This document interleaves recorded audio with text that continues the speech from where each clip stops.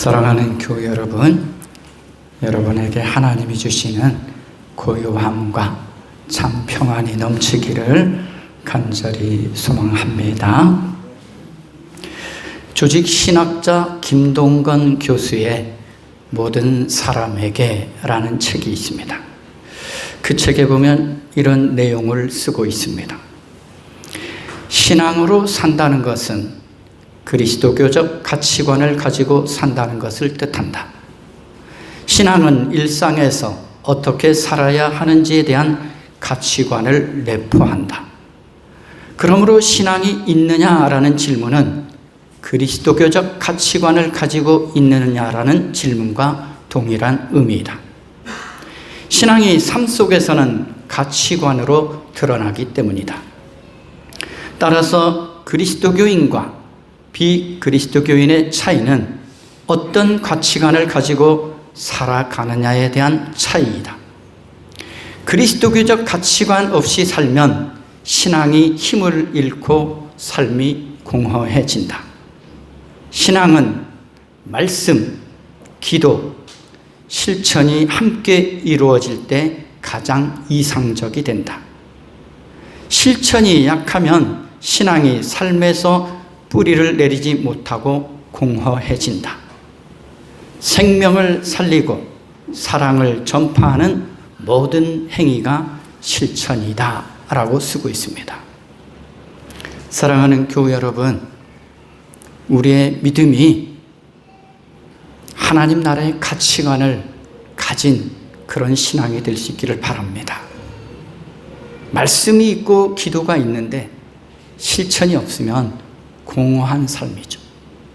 또한 바른 그리스도인으로서의 삶을 살아갈 수가 없습니다.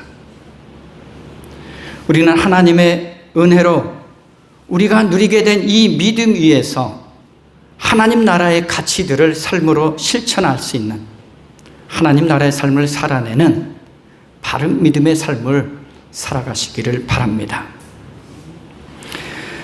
주 예수 그리스도의 다스리심을 받고 주님의 뜻을 따라 순종하는 삶을 믿음의 삶이라고 합니다.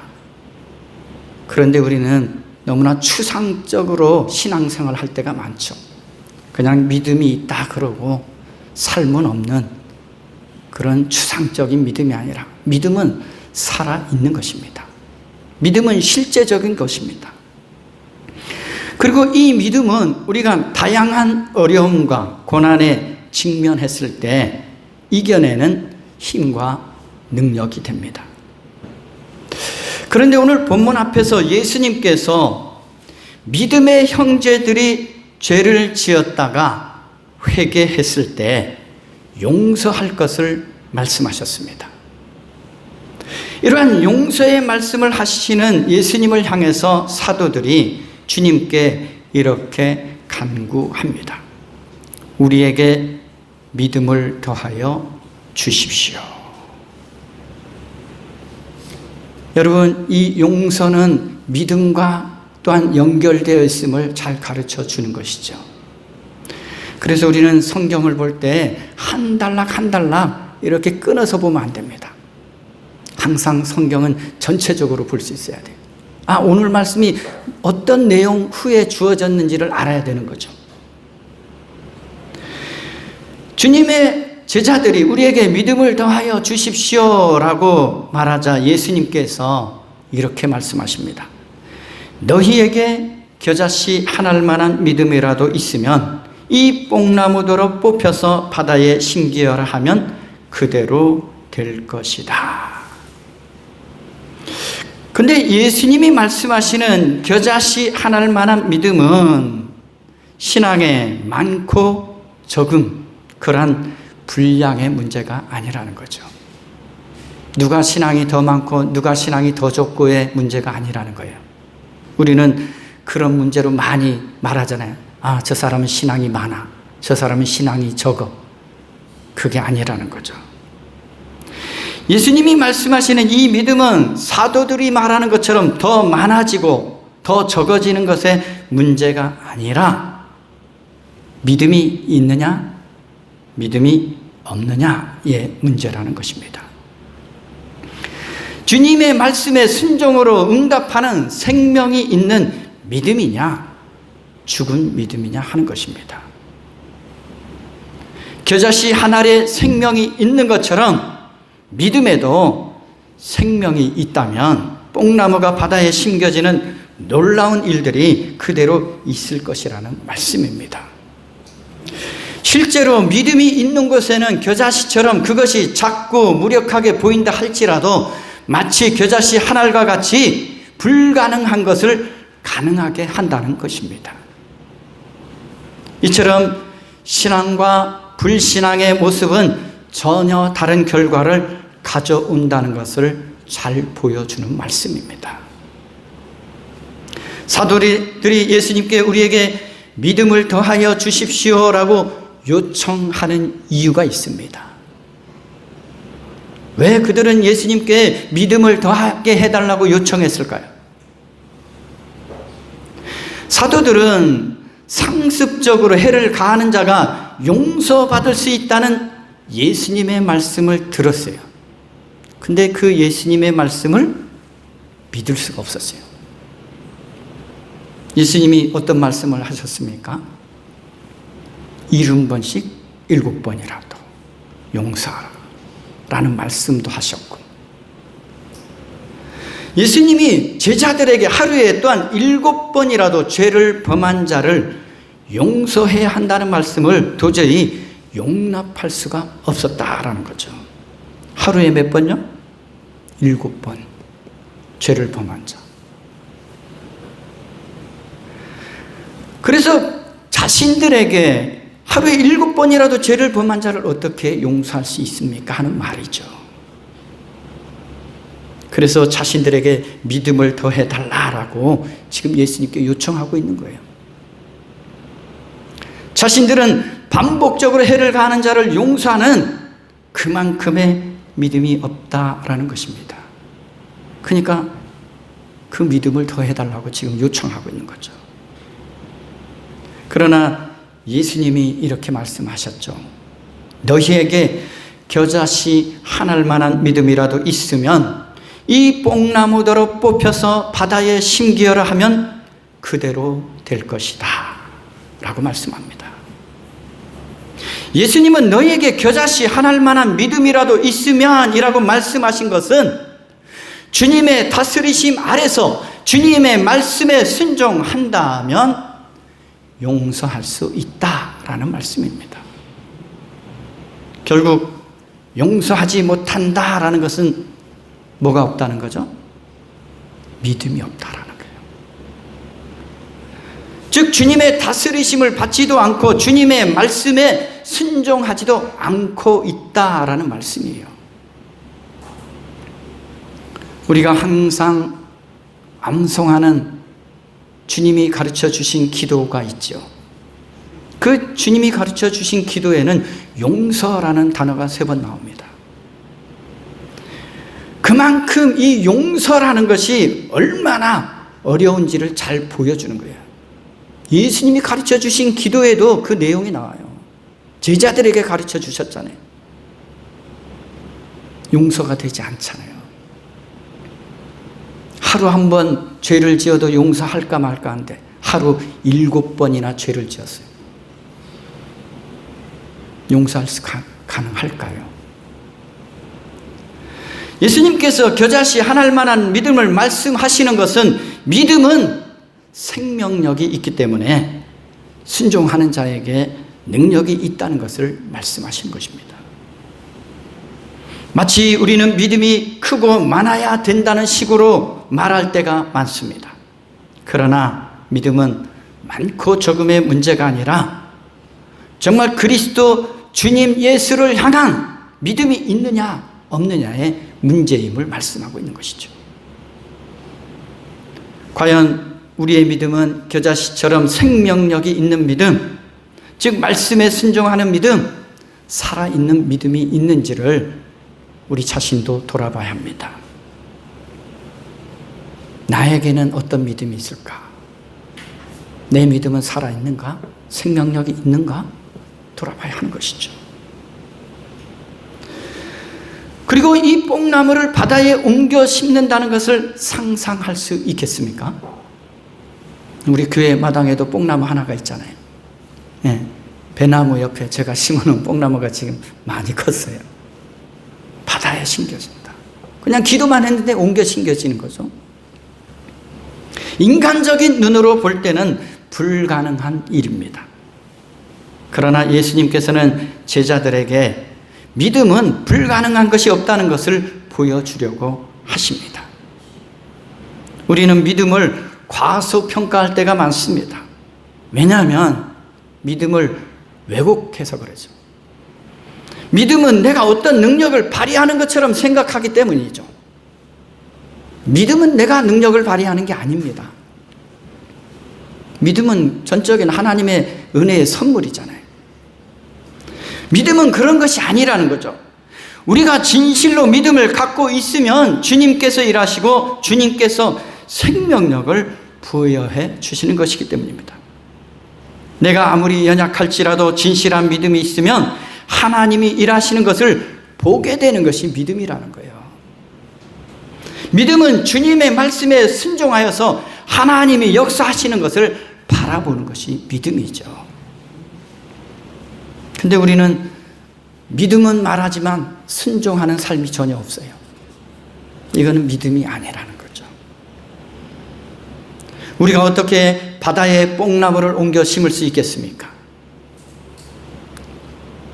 결코 그럴 수 없다는 거죠. 그러나 우리의 믿음을 보시고 주님은 불가능한 일도 가능한 일로 역사하신다는 것을 보여주고 있습니다.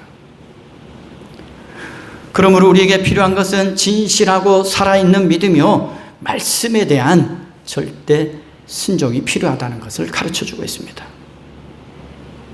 하나님께 대한 믿음은 불가능을 뛰어넘는 하나님의 능력을 경험하는 통로가 되는 것입니다. 왜냐하면 성경은 이렇게 말씀하잖아요. 하나님께는 불가능한 것이 없습니다. 그런데 우리는 이걸 잘못해서 내가 믿음을 가지고 있으면 내가 불가능한 일이 없는 것처럼 말할 때가 있잖아요. 우리에게 불가능한 일이 없는 게 아니에요. 하나님께는 불가능한 일이 없다는 것을 믿는 거예요. 결국 이 말씀은 죄 지은 형제가 회개했을 때 그들을 끝없이 용서하는 일들은 거의 불가능에 가깝다는 것입니다. 그러나 하나님을 향한 믿음을 가진 자는 믿음을 가진 자에게 함께 하시는 하나님의 능력으로 용서가 가능하다는 것을 오늘 말씀하시는 것입니다. 내가 누군가를 용서할 수 있는 것은 모든 것을 가능하게 하시는 하나님이 함께 하시기 때문이라는 거죠. 그러므로 우리는 주님께 대한 온전하고 바른 믿음을, 살아있는 믿음을 가지고 살아가야 한다는 말씀입니다. 더 나아가서 사도로서 오늘 주어진 일들을 충실하게 행하고서 어떤 특별한 보상을 바라지 말라고 말씀합니다. 내가 용서했으니까 뭔가 보상을 바랄 때가 있잖아요. 그러지 말라라는 거죠. 예수님께서도 이 땅에 섬기는 자로 오셨기에 제자들 역시 주님을 믿는 자로서 주님처럼 섬기는 자로 살아야 한다는 것입니다. 섬겼다고 보상 요구하지 말라는 거죠. 왜냐하면 하나님의 말씀에 따라 일하는 것은 당연한 것으로 여기며 순종해야 한다는 말씀입니다. 주님의 제자들이라면 밭에 있든지 집에 있든지 섬기는 자로 살아가는 종일 따름이라고 말씀하고 있는 것입니다. 그러므로 우리 그리스도인 역시 믿음으로 살아가는 사람들로서 어디에 있든지 섬기는 자의 삶을 잃지 않기를 힘써야 합니다. 우리는 예수님의 말씀처럼 이렇게 말해야 합니다. 우리는 마땅히 해야 할 일을 하였을 뿐입니다. 용서하셨습니까? 그럼 마땅히 해야 할 일을 한 거예요. 섬기셨습니까? 마땅히 해야 할 일을 한 거예요. 그 고백이 있어야 하는 것이죠. 이러한 마음 자세로 겸손히 섬기는 믿음 생활을 해야 하는 것입니다. 이는 결국 그리스도인이라면 죄 지은 형제들이 회개했을 때 용서하는 일을 믿음을 가지고 잘 수행하였다고 하더라도 그것이 하나님 앞에서 특별한 공로나 자랑거리가 아니라 당연히 해야 할 일임을 오늘 말씀하시는 것입니다. 우리가 죄 지은 자가 회개했을 때 용서하면 우리도 어떻게 됩니까? 주님으로부터 용서받은 인생으로 살아가게 되잖아요. 여러분, 우리가 누구입니까? 우리를 알아야 돼요. 나를 알아야 돼요. 내가 용서받은 죄인임을 알아야 되는 거예요. 이걸 모르면 우리는 용서하는 삶을 살 수 없는 거예요. 우리는 이 당연한 일조차 하지 못했다고 책망받는 삶이 되어서는 안 된다는 것입니다. 당연한 일이라는 거죠. 근데 당연한 일이 결코 인간적인 감정으로 하면 쉽지 않습니다. 할 수도 없죠. 어떻게 7번을 용서합니까? 그리고 70번씩 7번도 어떻게 용서합니까? 할 수 없죠. 그런데 오늘 예수님은 이렇게 말씀하는 것이죠. 당연한 일을 하지 못했다라는 것은 하나님을 향한 진실한 믿음이 없다라는 것을 말씀하는 거예요. 여러분이 당연한 일을 했는데 여러분 칭찬받기를 바라는 사람 없잖아요. 내가 해야 할 일이니까 했을 뿐이죠 하는 거죠. 곧 오늘 말씀은 믿음의 사람이라면 하나님의 은혜를 힘입어 용서할 수 있다라는 말씀입니다. 왜냐하면 용서할 수 있는 마음을 가지도록 하나님이 도우시기 때문이죠. 불가능한 일을 하게 하시기 때문이죠. 용서하는 일은 우리가 하나님께로부터 받은 명령일 뿐만 아니라 우리의 하여야 할 일이라는 것을 잊지 말아야 합니다. 주님의 명령이에요. 용서하라.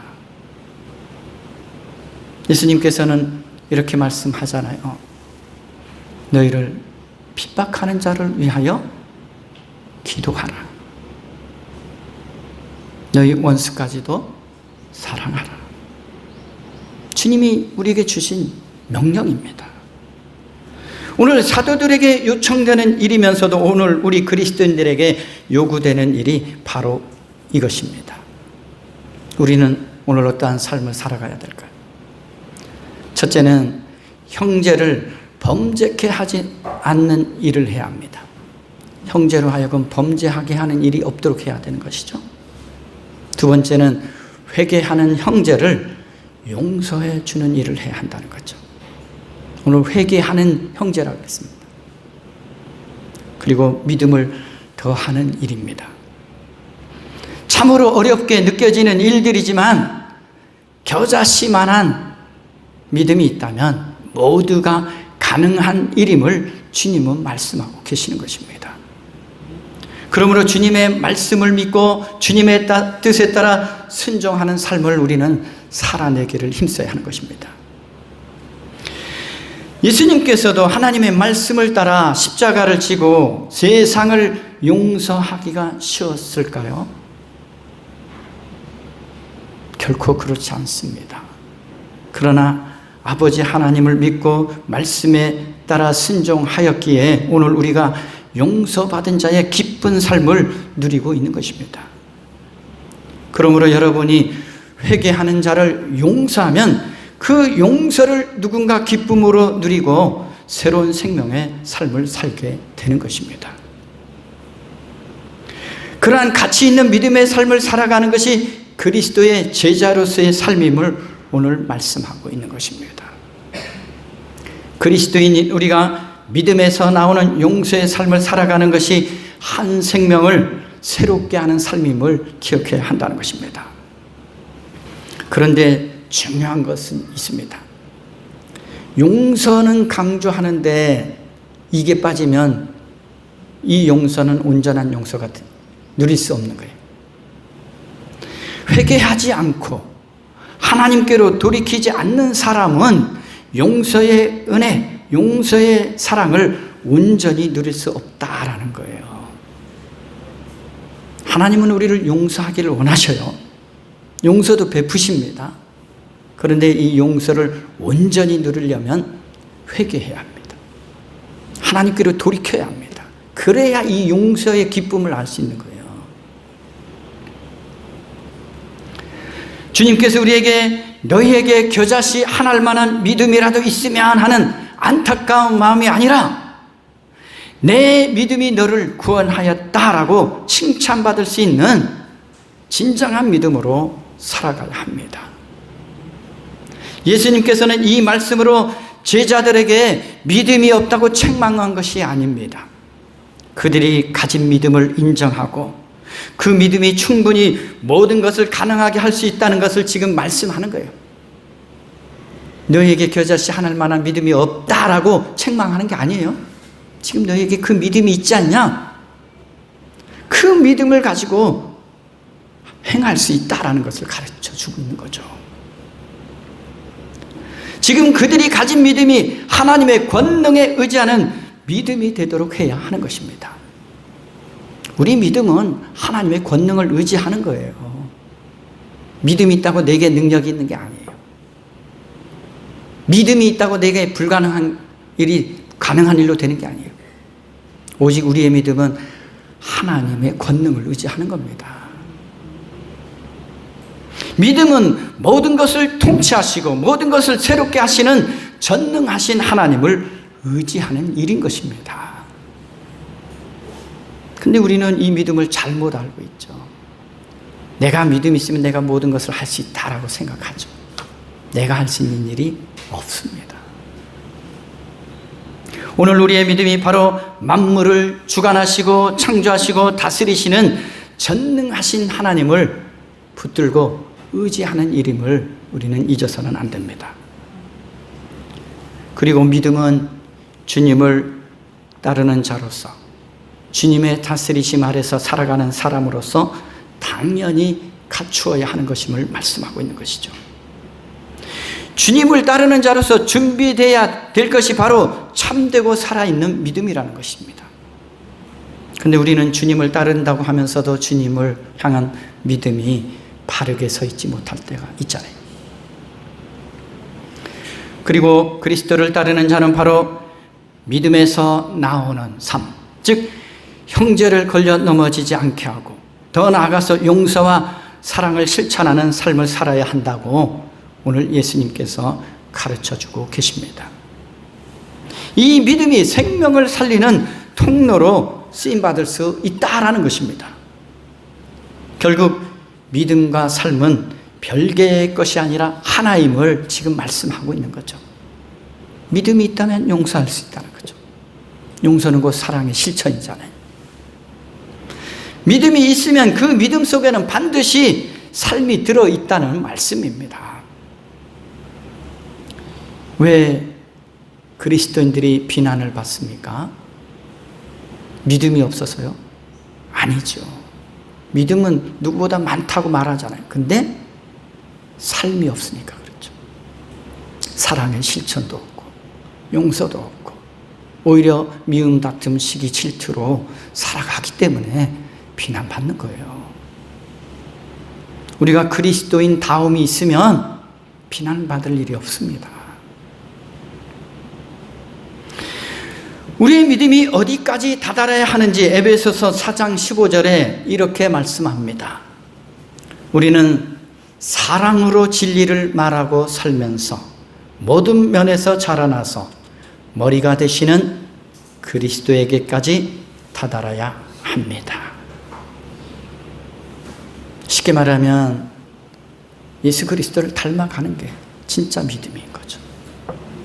예수님이 살았던 그 삶을 본받는 삶이 진짜 믿음의 삶이라는 거죠.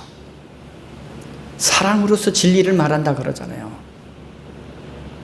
우리가 사랑하고 용서함으로써 예수 그리스도를 선포하는 삶이 되는 거예요. 왜냐하면 진리는 예수 그리스도잖아요. 우리가 사랑하지 않는데, 용서하지 않는데 어떻게 예수님을 말할 수 있습니까? 하워드 클라크 키 신약 성경 이해라는 곳에 이렇게 쓰고 있습니다. 예수는 하나님에게 이르는 길이며 하나님에 관한 진리이고, 예수님이 진리임을 분명히 말씀하죠. 하나님이 자기 백성에게 요구하는 삶 그 자체이다. 예수를 믿음으로 그의 제자들도 예수가 행한 것과 같은 일을 할 수 있을 것이다 라고 쓰고 있습니다. 즉 예수님을 믿는다면 예수님처럼 살아갈 수 있다는 거죠. 그럼 이 믿음이라는 것은 진실한 믿음이어야 하겠죠. 진실한 믿음이 아니면 예수님을 따라 행할 수도 없고 닮아갈 수도 없는 거죠.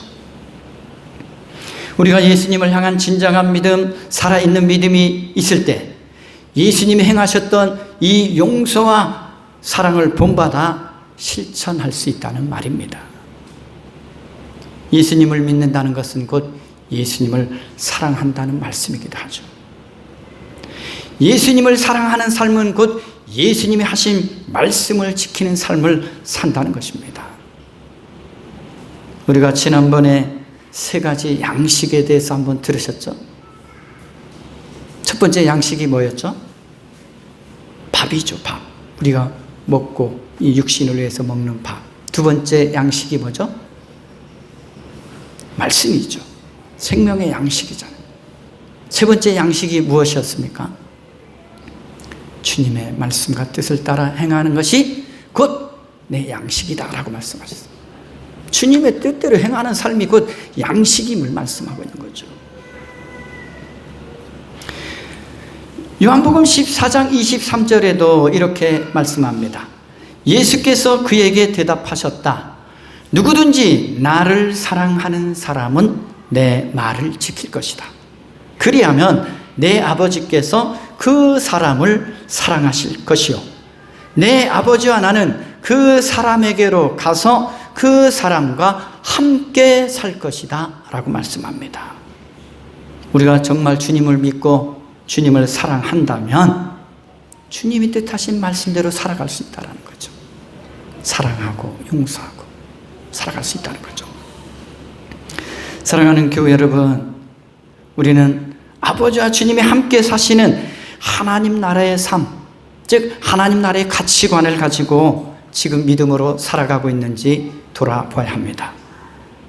예수님을 믿는 사람들로서 사랑과 용서로 진리를 나타내는 온전한 믿음이 있어야 합니다.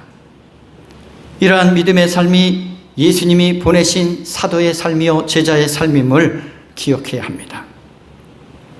믿음이 있다고 하면서도 하나님 나라의 가치를 실천하지 않는 공허한 믿음이 되지 않기를 바랍니다. 그리고 자신의 죄를 알면서도 용서를 구하지 않는 자는 주님과 하나가 될 수 없고 한 공동체의 삶을 누릴 수도 없습니다. 무엇보다 예수님이 우리에게 요구하시는 믿음은 어디까지 다다랐는지를 깊이 돌아볼 수 있기를 바랍니다. 우리의 믿음이 예수님에게까지 다다라야 한다라고 분명히 말씀하죠.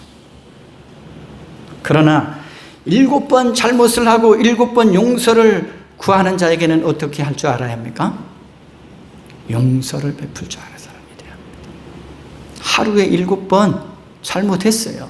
그런데 7번 용서를 구하고 회개하고 자비를 구한다면 용서 베풀 줄 아는 것이 그리스도인의 삶이라는 것입니다.